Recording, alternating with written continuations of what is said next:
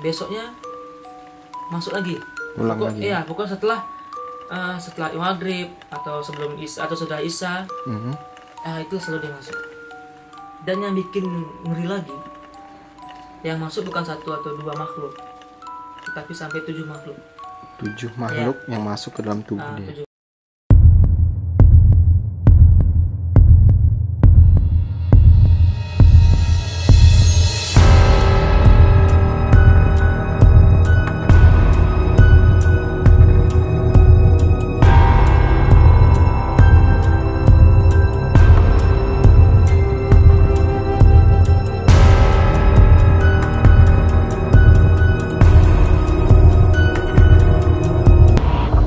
Selamat malam. Kembali lagi bersama kita di Horror Judge. Kali ini saya mendapatkan sebuah narasumber yang memiliki pengalaman ya bisa dibilang horor ya. Ya, dimana pengalaman itu dia rasakan sendiri dan dialami sendiri. Silakan klik tombol subscribe dan terus dukung channel ini agar channel ini lebih berkembang dan bisa memberikan informasi yang menyeramkan untuk kita semua. Oke, kita langsung lanjut ke cerita dari narasumbernya. Bapak ini bernama Bapak Angga ya. Bapak Angga ini ya sekarang dia jadi guru ya Pak ya, di salah satu SMA terseram juga di kota kami. Bapak bisa menceritakan ya pengalaman Bapak, ibaratnya pengalaman terseram, kemudian ya bisa dibilang sangat menyeramkan gitu, yang pernah Bapak alami semasa hidup Bapak ini. Oke. Kalau diceritakan yang kisah-kisah yang seram di kehidupan saya selama yang saya jalani ini, mungkin banyak mas. Cuman yang masih saya ingat sampai sekarang, yang masih tersimpan di memori saya, waktu itu saya masih berstatus lajang ya pada saat itu. Saya masih sekolah Ya Pak ya? Ya, sekolah kira-kira kelas 3 SMA pada saat itu. Jadi kebetulan kakak kandung saya, dia mempunyai kedai hari-harian, kedai kecil gitu. Jadi di rumahnya, kemudian ada satu pasang yang baru menikah, orang baru menikah. Kebetulan istrinya adalah seorang mualaf. Berarti mereka baru pindah ya ke situ ya? Ya, baru pindah dari daerah Sumatera juga. Dari Sumatera juga ya? Bisa dikatakan istrinya itu baru menginjak mualaf dan masih belum bisa mengenal baca-bacaan Al-Quran yang baik. Iya. Ya, masih dalam tahap belajar dia. Tahap belajar intinya ya. Oke. Dan di rumahnya, letak rumahnya di belakang rumah kakak saya. Di belakang rumah tersebut itu kalau dikata orang daerah sana itu namanya parak. Barak ya? Parak. Ya, parak ini sama dengan hutan ya? Atau semak-semak.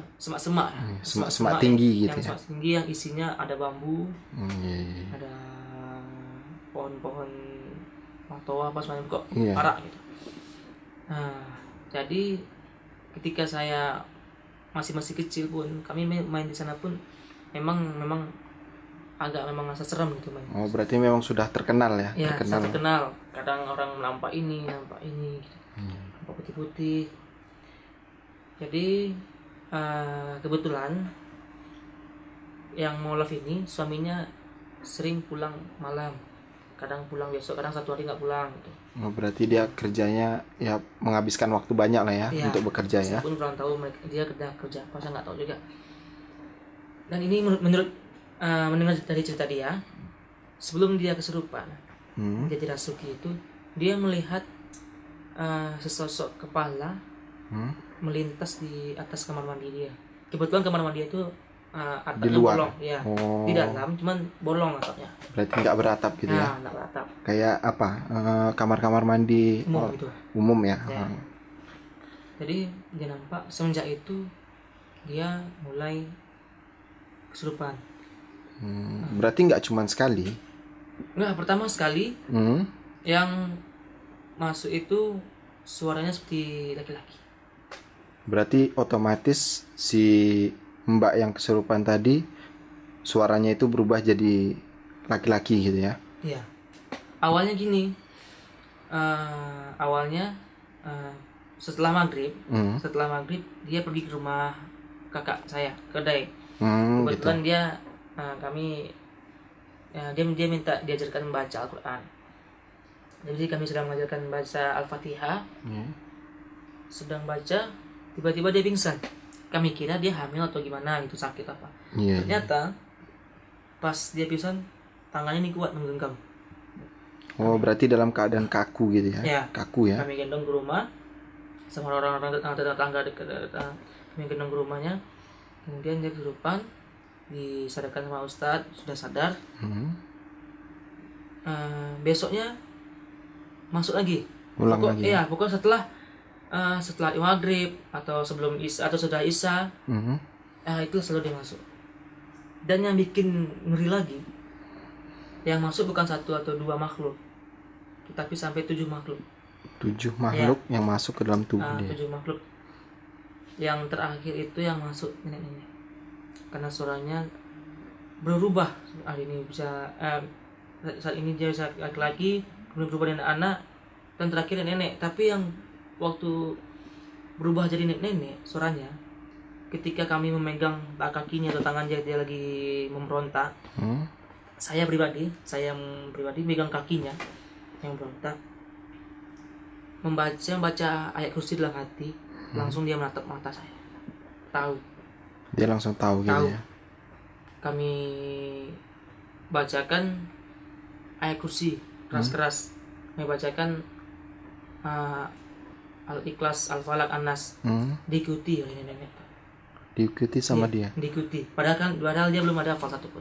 Padahal dia belum hafal. Karena dia mualaf ya. Iya, karena dia mualaf baru menginjak mualaf dan baru tahap belajar ya. Baru tahap belajar.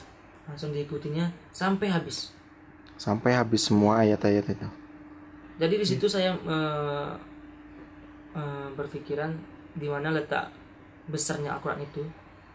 Bukannya saya mengagumkan, memang Al-Quran memang agung bagi kita Islam ya. Kami letak Al-Quran di dada dia. Dia kepanasan.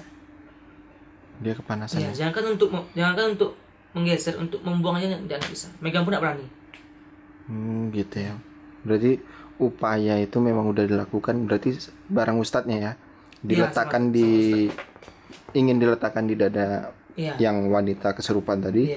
Tapi makhluk di dalam itu terus memberontak sampai dia nggak bisa berbuat apa-apa. Karena sudah 7 yang masuk. Sudah 7 makhluk yang masuk ya. Kalau kami yang saya pribadi yang merasakan yang lebih kuat itu yang nenek. Malah yang nenek-nenek. Iya, karena dia Al-Quran pun hafal padahal. Karena mereka kan juga ciptaan Allah. Iya, betul. Mereka juga makhluk ya kan. Iya. Jadi sama. Semenjak itulah suaminya udah berhenti kerja, fokus sama apa dia. Setiap apapun datang. Akhirnya adalah saran dari tetangga, kita mencoba meruqyahnya. Kita mencoba cari yang untuk yang bisa meruqyah. Dapatlah seorang ibu-ibu. Memang dia khusus untuk ruqyah. Iya. Ruqyah pada malam itu juga di ruqyah memang butuh waktu yang lama. Akhirnya sekitar jam-jam 12 malam, jam setengah 12 malam selesai. Lalu dimasukkanlah, ini kata ibu tuh ya, tapi saya nggak tahu. Tapi dimasukkanlah makhluk tuh ke dalam kendi. Keterangan dari ustazah yang meruqyah ibu tadi. Masukkan kendi, ditutup kain putih, ditutup, diikat. Dan yang bikin saya paling ngeri, yang megang kendi saya untuk dibuang ke sungai. Ya? Kebetulan posisi rumah dekat. Bapak pun sungai. Dekat sama sungai ya. Dari sungai sekitar 6 kiloan lah. 6 kilo ya. 6 kilo. Jadi saya pergi pakai motor dengan suaminya. Saya di belakang pegang kendi. Dan yang bikin saya merinding, kata ibu itu, setelah kendi dibuang, jangan melihat ke belakang. Iya. Saya angkat, kendi itu kosong, cuman berat, Terasa berat. terasa Ya? berat dan dingin seperti kayak Di- gelas keluar dari kulkas. Oh iya. Dingin Benar. sekujur Sekujur kendi itu ya. semua body, semua apa kendi. Sampai ini saya megangnya sampai ke sungai. Ini bulu roma, bulu kuduk udah Langsung peraturan lagi. Iya. Pas sampai di tengah-tengah jembatan, kami buang langsung balik tanpa Melihat ke belakang. sesuai perintah dari ibu tersebut. Iya. Nah, tetapi ketika saya membuang itu terasa seperti ada yang kayak ada yang bunyi gitu. Iya. Tak kendi tak apa, tak tahu. Saya sampai di rumah, besoknya sudah mulai membaik, ada lagi, akhirnya alhamdulillah sehat dan dia dibawa pindah pulang kampung kembali. Gitu. Berarti nggak bertempat di sana lagi ya? Iya. Karena setelah terakhir 2 tahun yang lalu dia 3 tahun yang lalu dia sempat nelfon kami. Dia sudah sehat, nggak ada lagi banyak. Berarti udah sembuh total ya dari gangguan makhluk yang oke. Berarti rumah yang ditempati pasangan ini sampai sekarang masih ada ya? Masih ada ya sampai sekarang ya? Keadaannya nggak berubah, kondisinya pun kosong atau berisi? Kondisi sekarang berisi. Berisi ya. Ada keluarga lain yang menempati berarti ya? Keluarga yang sudah cukup ramai, yang udah banyak anak lah. Udah banyak anak ya. Berarti di keluarga tersebut pun tetap ada gangguan atau setahu dari Bapak? Setahu saya mereka hanya mendengar yang aneh-aneh di belakang rumah. Gitu. Karena mungkin kebetulan mereka memang imannya udah kuat. Kan? Iya. Dan yang setelah lainnya masih tetap daerah yang sama. Waktu zaman itu kan kami musim preman nih, preman kampung gitu kan. Iya. Jadi dia pulang dari daerah depan mau pulang ke rumah lewat belakang sana. Lewat itu. Kawasan situ ya? Iya, lewat itu tiba-tiba ada yang gini-gini di belakang.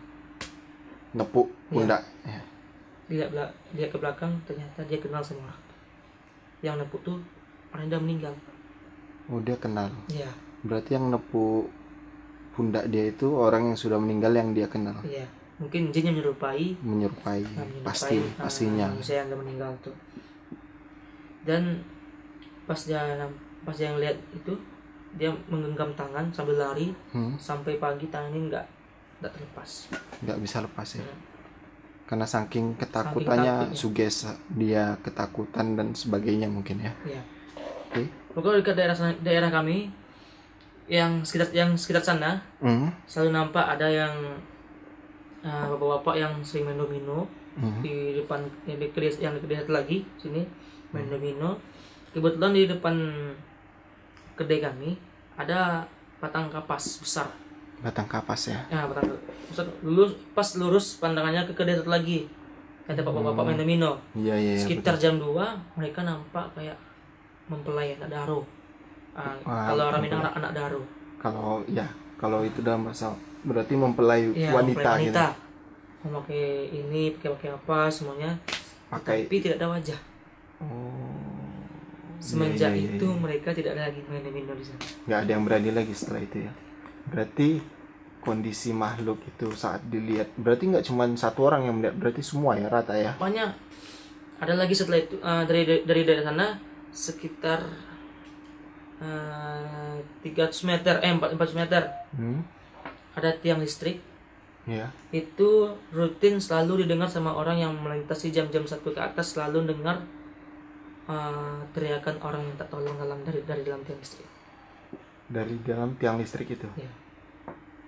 Kebetulan ada Pak RT kami, dia melintas. Kebetulan Pak RT kami dia ada kerja pulang malam gitu kan. Pas dia melintas, dengar orang minta tolong.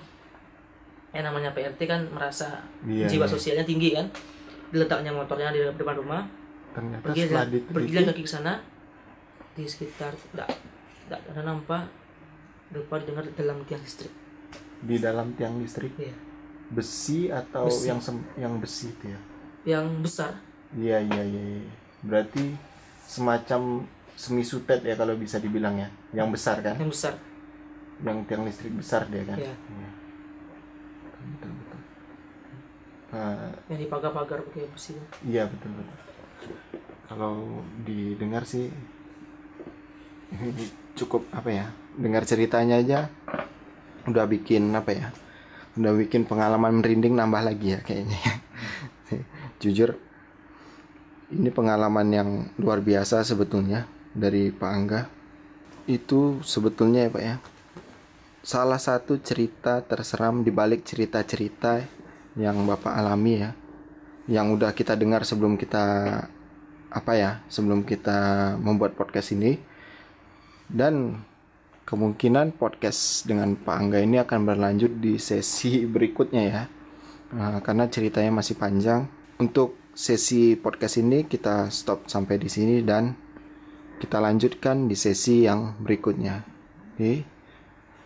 Terima kasih sudah menyaksikan podcast ini dan salam horor untuk kita semua. Assalamualaikum warahmatullahi wabarakatuh.